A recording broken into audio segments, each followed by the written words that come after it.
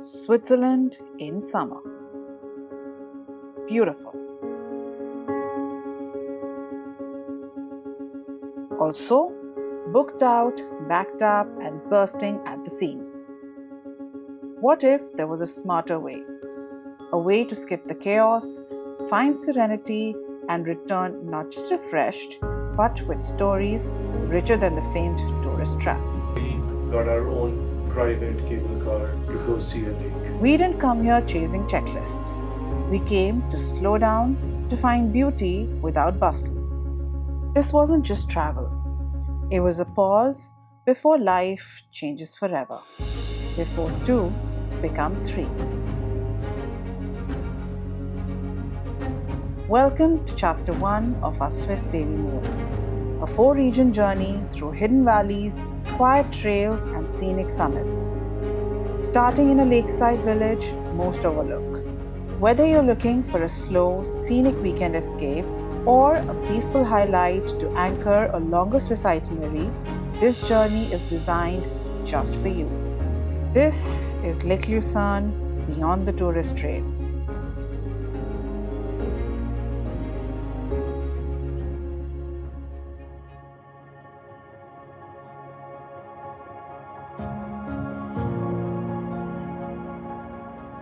We skipped Lucerne and chose Vitznau instead, a quiet lakeside village just 40 minutes away. Everyone said, stay in the city, do Pilates, follow the crowd. However, we were looking for something calmer and more personal. Our hotel Vitznau Hof, a 120-year-old heritage retreat right on the lake. One look from the balcony and the noise we'd left behind felt far, far away. Still, the real test was waiting the next morning. A mountain few talk about and Europe's oldest cogwheel train.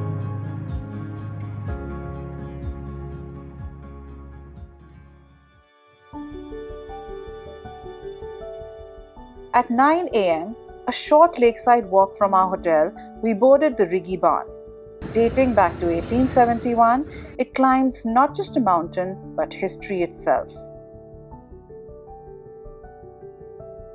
We wondered if skipping famous peaks was wise.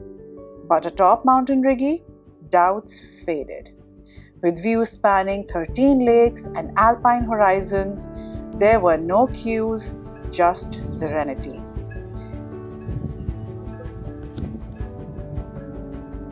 Rigi isn't only scenic, it opens doors to panoramic hikes, hidden trails, and even thermal springs at Rigi Bad.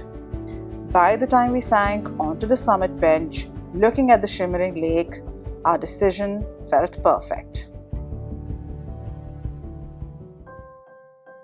We had a simple plan that day: summit, lunch, then a long soak at the spa. But travel, as always, loves detours. Somewhere between soaking in the silence and snapping too many photos, we boarded the wrong train down. Halfway through the ride, we realized we were heading off route and decided to get off at the next stop. No panic, no problem. We took the gentle trail winding through alpine meadows with lake views peeking through the trees and not a soul in sight. We had traded convenience for presence, and it turned out to be the most peaceful part of the day. We arrived at Regina, Montium, near Rigi Stoppelhof, expecting a quick, simple lunch, only to stumble into a once-a-month event, a 5-course Michelin-star meal. Every ingredient sourced within 5 kilometers. We hadn't planned on a 4-hour culinary experience. But then again, this trip was never about rushing.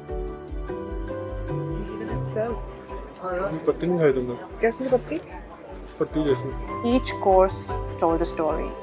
Each bite invited us to slow down even more.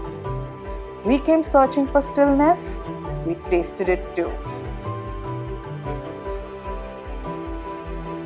After that unforgettable lunch, we returned to Vitznau, giving our bodies the space to absorb the best meal we've had in a long time.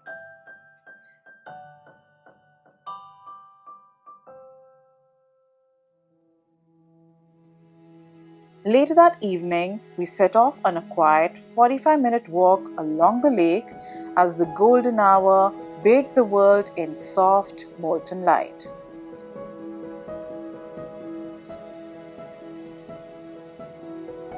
Dinner was at Sea Restaurant, a tiny pizzeria by the water, where the views were just as magnificent as the food. And before calling it a night, we walked back to the hotel pier, just the two of us, watching the sky melt into lavender.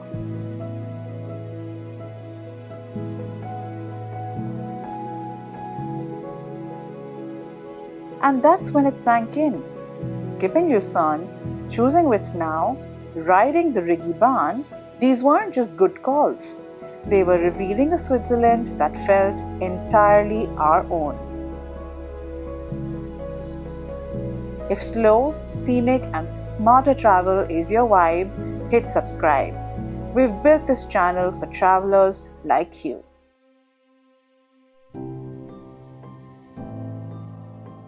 The next morning, we headed 45 minutes south to the Stoosbahn, but the skies had turned overcast and a soft drizzle followed us into the valley. It's drizzling. And we're still off to Stoosbahn. Stoosbahn. It's the steepest funicular in the world. We weren't sure how the day would unfold, but fortune favored the brave because just as we reached the station, the skies began to clear. What followed were views so vivid they felt pulled straight from a postcard. The world's steepest funicular swept us into Stoos, a peaceful, car-free alpine village perched above Lake Lucerne. From there, we rode 2 open-air chairlifts, feet dangling over forests and slopes until we reached the summit of Fronalpstock. And that summit, where the lake stretched out like a living painting and the silence was so complete it felt curated. This was the Switzerland we came for.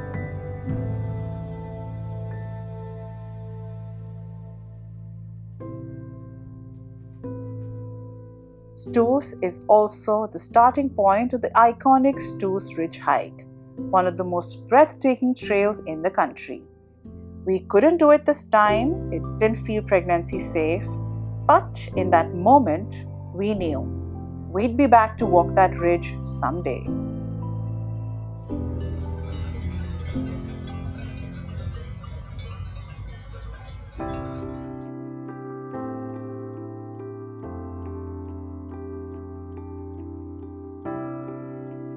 As clouds rolled in again, we set out on our most offbeat adventure.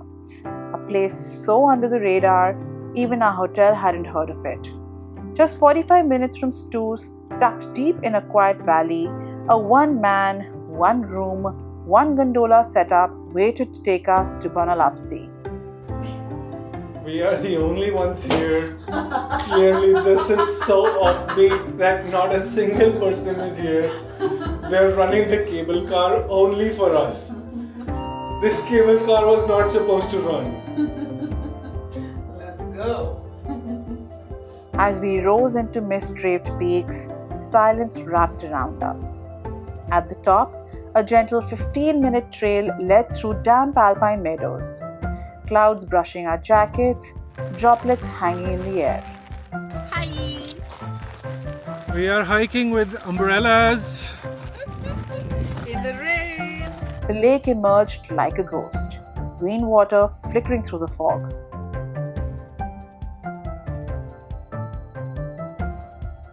By its edge, a nearly empty guest house and restaurant waited. We ordered bratwurst and schnitzel. What we got? The best bratwurst we'd had in Switzerland and an onion sauce so good we we asked for more. But before the second helping arrived, the innkeeper rushed over. The last gondola was leaving in 5 minutes. A storm was closing in. We paid, thanked them, and ran, joining the only 5 people atop the mountain that day.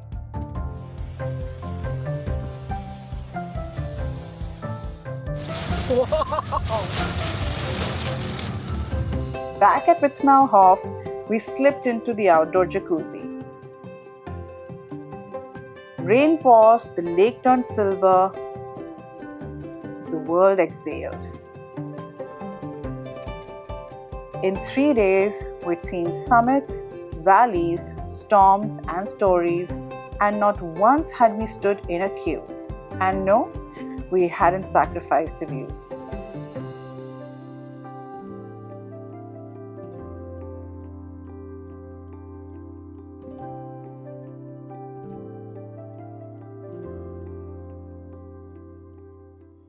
The next morning, we made a quick stop in Lucerne.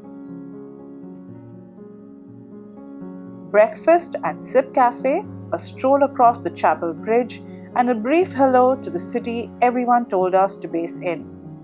It was beautiful, no doubt, but it felt like the background to a story we'd already chosen to write our own way. As we drove out of Lucerne and headed south, the road curved beside turquoise lakes and rising peaks, but our minds lingered on the past 3 days. We came searching for stillness, not seclusion, beauty without battling crowds, and we found it. We skipped the city and found soul. We passed on the guidebook must-dos and ended up with stories worth telling. Very exciting. In chapter 2 of our Swiss Babymoon, we chased Switzerland's most iconic mountain. Hello, Mani. Hola. Where are we going? We're going to see the Matterhorn from up the lake. But even that journey won't go as planned. Where's some brandy?